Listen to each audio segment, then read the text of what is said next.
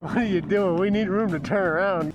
Kenny, we need room to turn. You godly turn. Watch out for the car. There's a car moving. Kenny, put your feet down, dog.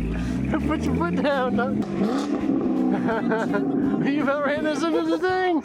It's okay, I got it. It's okay. My feet can't touch the ground. I got you, bro. Why are you trying to take off? Because we're in a hole.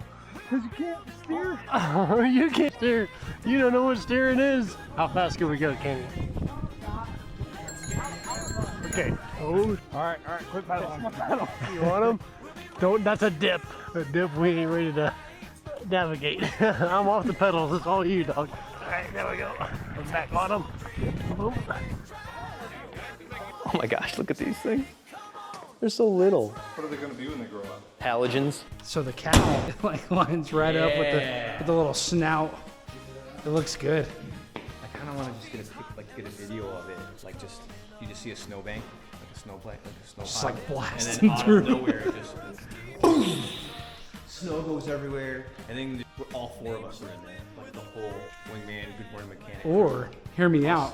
You three and us two, and we're just Yeah. Or you guys can be in it, and we'll add ourselves digitally with AI.